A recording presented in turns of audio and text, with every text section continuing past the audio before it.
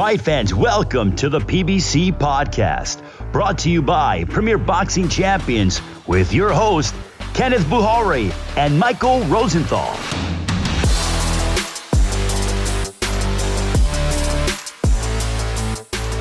Welcome, everyone, to the PBC Podcast. I'm Kenneth Bouhairie. And I'm Michael Rosenthal, editor of USA Today's Boxing Junkie. Thank you guys, as always, for tuning in. I think there is only one topic on everyone's mind right now, or at least on fight fans' minds right now, and apparently a whole lot more people, and that is the big fight that took place last weekend. So without further ado, let's jump right into the week in review. Last Saturday, boxing fans witnessed a true super fight as five-time three-division world champion Gervonta Davis and Ryan Garcia threw down in a battle of undefeated lightweight superstars. By now, you all know what happened. Tank Davis doing what he does best, handing Garcia his first loss in dominant fashion, knocking him out in 7 rounds. I mean, this was just an electric night. The arena was filled with all sorts of celebrities. Everywhere I went, I literally bumped into Dame Lillard on the way to the locker rooms. It was sold out at the T-Mobile Arena with the live gate of around 22.8 million, which is the 5th highest for a boxing event in Nevada. The card also generated over 1.2 million pay-per-view buys. Mike, is this what you expected, and what does it all mean? Well, I knew it would do good numbers, but the 1.2 million surprised me. I didn't know whether Davis and Garcia had that kind of crossover appeal. Now I know. I think they've laid down the blueprint on how to market oneself, in the age of social media. And obviously it speaks to the appeal of the fighters. They both resonate with people for whatever reason that they do. And I think the victory for Davis lifts him to an even higher level in terms of popularity. So he's just like a human rocket right now. So big night. Yeah, absolutely. I mean, the buzz on, Fight Week was just electrifying. And then to see all the engagement on social media, so many non-boxing outlets covering the main event, and then that electric weigh-in, I knew then that, this was going to do a cool million. 1.2 million, man, that's just special. But let's talk about the fight itself. What did you think of Davis's performance? I'm stating the obvious, but it was a really good performance. I thought Garcia would have some success early in the fight, but Davis just wouldn't allow that to happen. He's such a good, clever boxer that he diffused everything that Garcia tried to do from the opening bell. Most notably, he took away Garcia's main weapon, his left hook. And I thought, that fact made it very difficult for Garcia to be competitive in the fight.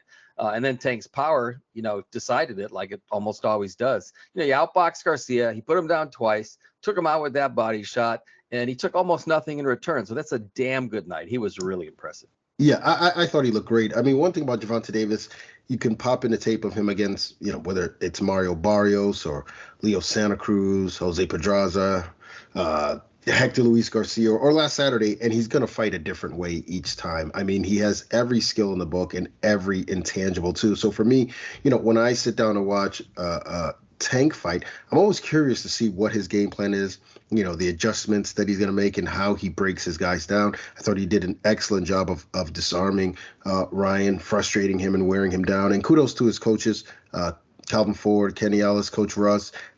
Tank has a strong team, and it's reflected in his performances. But you know what? I want to go back a little bit before we get too granular. Did this fight, in your opinion, live up to what was, a lot of hype headed into Saturday night?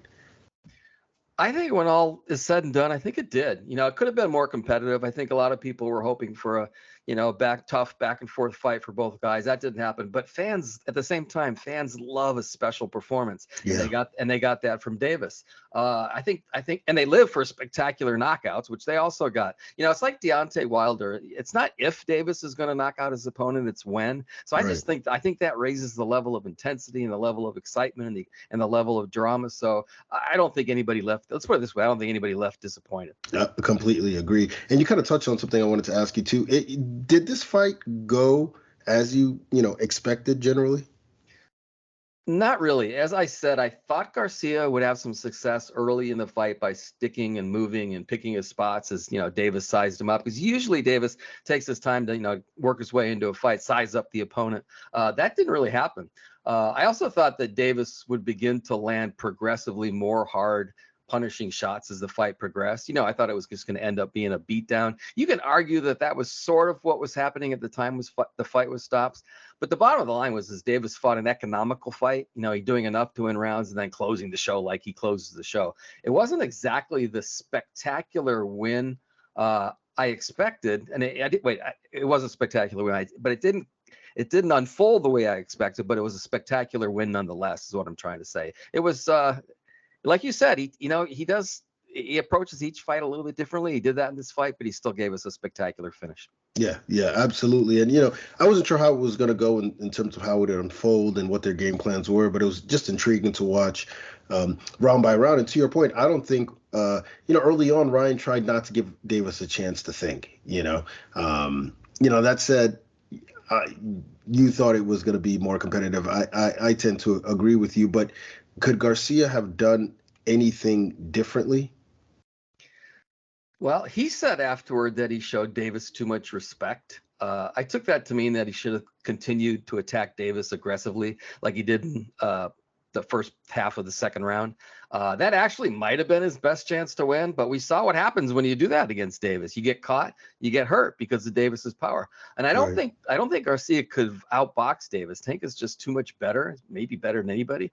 So I guess no, there was nothing that Garcia could have done differently. I really don't think so. I agree. I mean, he could have, but Tank, like you said, you alluded to, Tank would have done something differently too. I just think Tank, is the better all around fighter. The second round, obviously, in the fight was eventful.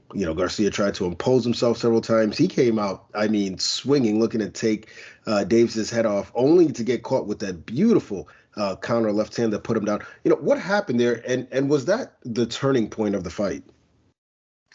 So, I went back and watched it a bunch of times. So Garcia missed a left hook, which just left him wide open. And you don't want to be wide open against Davis, obviously.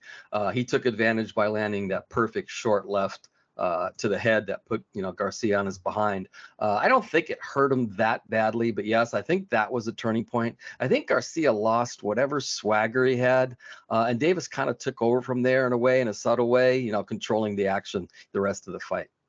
Yeah, it's interesting because even when he was attacking Davis, I almost got, Davis is just always composed and always seemingly in control. He was sort of grinning and smiling at Ryan during that time. And I noticed that when Ryan would throw that left hook, Davis would sort of stick his right hand out there, just sort of measuring him. And that's what he did with that, that beautiful left hand counter. And yeah, it did change the complexion of the fight. How would you describe what happened between rounds 3 and 6?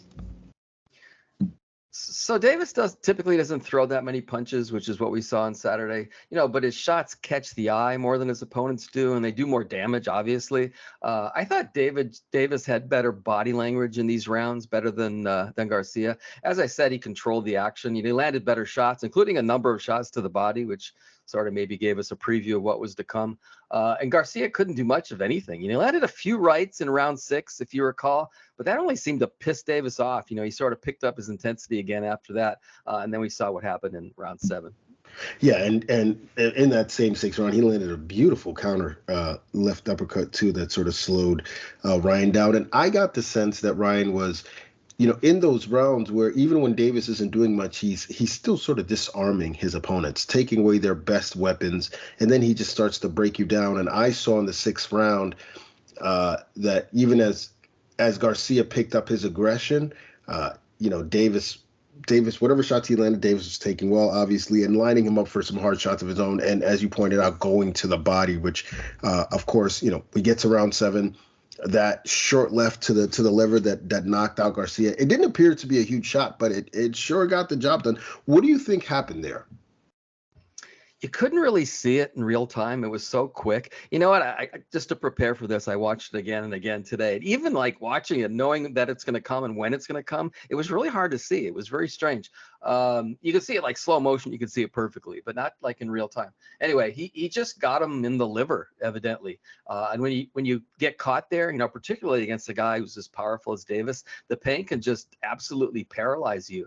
I think that's what happened. Garcia wanted to continue, but he just couldn't. Too much pain. Yeah, and it was almost like he walked into that body punch, right? I mean, he was throwing at the same time, and you know that makes the impact that much worse. Yeah. What Davis said, I think afterward was I'm paraphrasing, but he said something like he lost track of himself where he was, which he kind of did. You know, he put himself in a vulnerable position again, and Davis. Oh, maybe that was for the knockdown. Well, you know, he went for both, really. Yeah, maybe for both. Yeah. There's, been some chatter on social media that, Ryan quit, when he stayed down for the full 10 count. What did you make of that? I know a lot of people have said that, but I don't think that's fair. Again, the perfect liver shot can almost force your body, your legs to shut down temporarily. I've seen it happen over and over again with a lot of fighters, including, other elite fighters. I think Garcia is a warrior. He's a fighter. I think he would have continued if he could have. I just don't think he could have. Yeah, I tend to agree with you. Let's talk about the aftermath. First things first, is Gervonta Davis the face of boxing? So I think you certainly can argue that, particularly because of the pay-per-view numbers. I mean, that's a really clear picture of what's going on here in the sport. Those are Mayweather and Pacquiao numbers, guys who have been the face of boxing. I think you can also argue that Canelo Alvarez is still the man as long as he continues to take part in big fights. But yes, I think Davis, certainly more than anybody else right now, is at the very least breathing down Canelo's neck. And I'll add this. I feel strongly that Davis is on his way. If he's not there now, he's on his way to becoming that figure, as long as he continues to win fights, and I think he will. Yeah, and you pointed out as long as Canelo's in big fights too, but I wouldn't qualify Canelo's next fight as a big fight. So, no. It doesn't do it justice. And his last fight, which was supposed to be a big fight, was a huge disappointment, which probably did, one half, maybe 1/3 of what this fight did. I think Davis is the face of boxing because I think he gets a huge bump from this fight, which, by the way, produced the strongest numbers in about 5 years. He's young, he's undefeated, he's attracting a younger crowd, and he's really, really good. I mean, a lot of folks thought that given that the fight was on the West Coast and Garcia hails from California, that it might be a Garcia crowd, but that was not the case, And the reality is that Tank sells out wherever he goes. How good do you believe Davis is after that performance? Okay, so before I give you the direct answer to that, I'm sort of prefacing it. So one of the things I've learned being around the sport for so long is not to anoint anyone a great fighter too soon, because more often than not, it turns out that they're not. And one could argue it's too soon for Davis. So I still think, it's my opinion, I still think he needs to beat a Shakur Stevenson or Devin Haney, that level guy, to take the final step that he needs to take to like superstardom, if you will. Now that said, so that was prefacing it. That said, Davis does have a strong resume. And I put a lot of stock in the eye test. That's why I'm comfortable saying I believe we could be looking at a truly great fighter here. How many guys in the history of the sport have had Tank's combination of skill, like off the charts skill and off the charts one punch knockout power? Precious few guys. I mean, it really almost doesn't happen, right? Maybe once in a generation, that kind of thing. So I'm going to say, I think, and this is just, I don't know for sure, I think he has potential to be an all-time great. Yeah, I think so too, and I think he's on his way. To me, he's a top tier pound for pounder, and he's quietly amassing a very impressive resume. Although there are some folks that try to downplay that, but I don't think that either Devin Haney or Shakur Stevenson are as big as can do the kind of numbers. Maybe in the future they can do the kind of numbers that this fight did. I'm talking strictly boxing. Yeah. I mean, you mentioned superstar. That's why I was like, I'm not sure if that's really going to change anything. In terms of boxing, I think that. They all do sort of need each other, and there are a lot of great fights that could be made in the division. I think it's worth pointing out that I don't think Shakur Stevenson's resume is anywhere near Gervonta Davis's resume. Davis has been a champion for 7 years now.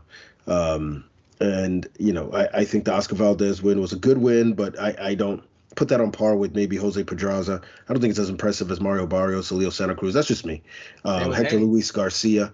Yeah. And with Haney, he does have the belts. I don't rate doesn't mean that much. Yeah. Right. I don't rate a win over George Kambosos that highly. I think Tank would have probably flattened that guy.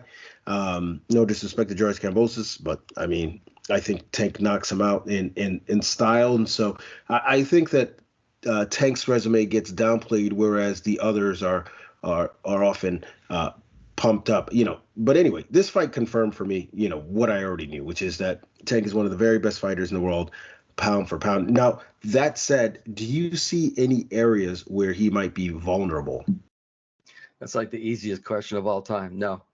I've said many times, find a flaw. Excuse me. Yeah. He has God-given gifts. One thing I noticed, for example, in the fight on Saturday is that he was at least as quick as Garcia. I think quicker. Yes, quicker. Yeah. And he has that chin. As far as I know, I mean, everything I've seen so far leads me to believe he's got an incredible chin on top of everything else. He's got the skill. I mean, that's so obvious. That's just good coaching and experience. And again, he has the power. So I don't know how you beat this guy. You can't outbox him. You can't hit him because he's just too smart. His defense is just too good. And even if you do hit him, you can't hurt him because of his chin, right? Yeah. And he could take your head off at any time. So he's like almost the perfect fighter. I guess if I had to, I'll conclude with this. I guess if I had to be the trainer in the opposite corner, I'd want to be there with a guy like Isaac Cruz, a guy who can apply relentless pressure, and seems to have a rock solid chin himself. Maybe that's the way to get to Davis. I don't know. But even then, a one-handed Davis beat Cruz. Right. So honestly, I just think it's hopeless. Yeah, exactly. There was a couple right hands that Garcia hit Davis with and he barely blinked. Whenever Garcia got through, he might smile. The guy, he just has everything. That's how he didn't let Garcia he's so clever. He doesn't even let the other guy plant his feet the way he needs to plant his feet to land a punch properly. So I don't think that Garcia even landed a really, really good punch. He landed some pretty good punches, but he's just so clever and so good that he wouldn't let him get into position to do anything. Yeah, like I said, he's got every skill in the book and every intangible that's needed. So now, is he the best 135 pounder in the world today? Yes, in my opinion, he's the best 135 pounder. So I think Davis, Shakur Stevenson, Vasily Lomachenko, and Devin Haney are roughly equal in terms of technical ability. They're all just really special boxers, with really high ring IQs. But Davis has something that none of the others do, and that's his power. Pure boxers can have great success, but the guy who has that added weapon, the ability to hurt any opponent at any moment, has a significant advantage, in my opinion. I think the world of all those guys, but I think you can argue that Davis is the only truly complete fighter of the bunch. Certainly the most complete fighter of that group. So I think he's the best in 30. Now I hope we get a chance to see whether I'm right. Yeah, I agree with you. And look, with Davis, I'm reminded of something that Errol Spence said during his face-off with Mike Garcia, which was, I'm the better boxer. I can fight on the inside better. I'm quicker. I'm faster. I'm this and that. And he said, when all else fails, I have the grit. And that is something that can be applied to Gervonta Davis as well. When all else fails, I think he can just bite down and believing that his power is better than the other person's power and just stand and trade if need be. But he doesn't have to do that because he's such a skilled fighter. Where does Davis go from here? Okay, so I'm speaking as a fan right now. I know the fights won't necessarily be easy to make, wouldn't be that easy to make, but I hope we'll see Tank against the winner of Haney Lomachenko and or Stevenson at some point in the near future. So I want to see Davis against the very best in the sport, which is what, in my opinion, he'll need to take the final steps to the top of the pound for pound list. If that's where he's headed. And I think there's a very good chance he's going to end up at number one. Now, in the meantime, I can think of some other really good matchups. How about Davis versus Frank Martin? I have no idea if that's a fight that those guys want right now, but I would love to see that fight. That's a legit matchup. How about a rematch with Isaac Cruz? Right. Yeah. So I think maybe you can argue that Cruz, earned a rematch. I think so. I think Davis might be interested, and I think Davis might be interested in showing what he can do against Isak Cruz when he's 100%, because you remember he injured his hand. Well, I think he injured the hand before the fight, but he aggravated it during the fight, so he basically fought one-handed. I don't know. Who knows? Maybe Tank and his handlers will think out of the box. Maybe he goes back to 140 for the right fight. I don't know. So he's got a ton of options now. Exactly. I mean, again, I'd love to see him against the Haney Lomachenko winner. I mean, that'd be my first choice. I'd also like to see a nice homecoming bout, somewhere in Baltimore. Maybe not against a person of that caliber, but I feel like he's earned something like that following this, given that, he just fought Hector Luis Garcia like 2-3 months ago, which is saying something, to fight these guys back to back. I think he's already the front runner for fighter of the year. So whatever Gervonta Davis does next is fine with me. Now, in the co-feature, unbeaten WBA 168-pound titleist David Morrell Jr. looks spectacular once again. Morrell knocked out Yamaguchi Falcao in one round. Mike, what were your thoughts on Morrell's performance? Scary. I love the fact that he doesn't mess around. First of all, he went right after Falcao from the opening bell and just methodically beat him down really quickly. Obviously, if it's a first-round knockout, Falcao was an Olympic bronze medalist. He's a solid pro, and he was just overwhelmed by Morrell. I'm not going to compare anybody to Davis. That's not what I'm talking about. That's not what I'm talking about right now. But Morrell has some pretty serious tools. I think enough tools to give anyone trouble. He looked really good in that fight. Yeah, I agree with you. That was a scary performance. How big of a statement was that? Well, so Falcao isn't, that big of a name. He took the fight on short notice. Still, a knockout like that on such a big stage, I think it put his fellow 168-pounders on notice more than ever. He wants Benavidez, David Benavidez. I don't know whether he wins that fight. I mean, Morrell still has only 9 pro fights, but after what I saw on Saturday, I give him a better chance than I would have before the fight. Again, I think it seems to me like he's got the ability to compete with anyone. Yeah, it's scary how good he is. He's clearly well beyond this level. And when you make him, have a performance like that, what should be next for him? Well, he seems to think he's going to face Benavidez next, or maybe he's just trying to will it to happen, if you understand what I'm saying. Yeah. I hope he's right. I really hope he's right. I'd love to see that fight. I'm not sure that fighter, one with Canelo Alvarez, is going to be what happens next, but maybe sometime soon. In the meantime, an obvious opponent, from my perspective, could be a Demetrius Andrade. That's an interesting style matchup. I don't know where Caleb Plant is in terms of his comeback, but I do know that Plant likes to fight big. He only likes big fights. He doesn't like to fight, second tier guys. So who knows? Maybe Plant somewhere down the line. Anyway, I think at this point, Morrell needs to fight a contender. I think he's there. He's definitely ready for that. Yeah, I think so too. I like the Benavidez fight, but I like Canelo versus Benavidez more. Oh yeah, I think that's a fight I want to see. But I'll take Morrell against Andrade as that's a great, really fight. Interesting that's a matchup. Fan's dream. Yeah, I don't know how that turns out, but it's a great fight. It's a great fight. So I'm bring it on. Bring on all of the top guys at 160, and I think Morrell will do very well. And they better fight him now, because he's only going to get better from here on out. Now, in the pay-per-view televised opener, unbeaten 19-year-old middleweight Elijah Garcia stepped up against Kevin Salgado Gonzalez, and showed out again, winning a 10-round unanimous decision. How did Garcia look to you? I thought it was a good performance. After a few rounds, 3 rounds, I remember thinking, Garcia's in trouble here. I'm not sure he's going to win this fight. Salgado really came to fight, and he looked sharp, particularly early on. Garcia never panicked, though, and he gradually picked up his punch volume. Yeah. He started landing those quick, sharp combinations, 1-2s, to begin to turn the fight around. I thought he took control more or less of the action by the middle of the fight, which is pretty impressive for a 19-year-old. A bonus is that I'm sure he learned a lot in that fight, which is the name of the game at that stage of his career. So overall, I think it was a pretty good performance and a really good learning experience. Yeah, it was. He, to be only just 19, he really does fight like a veteran, the way he takes his time, and sort of figures out his opponent and then begins to break him down. Where do you think he has room to grow? Well, I'll be real specific. So I think it was around the 4th round when Garcia started to throw a lot of jabs and follow with his power shots. That to me is Garcia at his very best. I'm watching that going, if he continues to fight like that, Salgado doesn't have a chance. He really couldn't do much of anything. So if I were to give him advice, I would say keep throwing that jab, throw double jabs, and throw more combinations, move your feet. Garcia actually got away from that again later on in the fight, and it allowed Salgado to do some good things. So with my humble background as an analyst here, I would say throw that fight behind that jab, because he looked so good at periods of the fight when he was using it.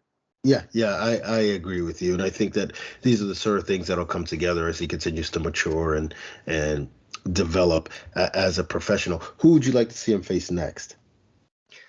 It sort of follows what you just said. So he's still finding himself. So I wouldn't be rushed, in spite of his goal to win a title by the age of 21, which I guess is still possible. He's got time. I think he's about to turn 20.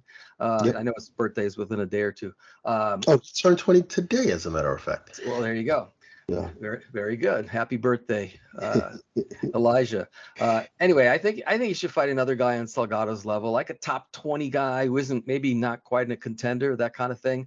Bottom line is, I think he's got a ton of potential. He just needs more time to develop. Yeah, I agree with you. And I think that, take your time with this kind of talent. Let him develop, let him progress, and he should be ready in another 12 to 18 months for that significant step up in class. And that's gonna do it for this week's show. We want to thank you all for tuning in as always, and be sure to hit that like and subscribe button, and check us out next week for more boxing talk right here on the PBC Podcast.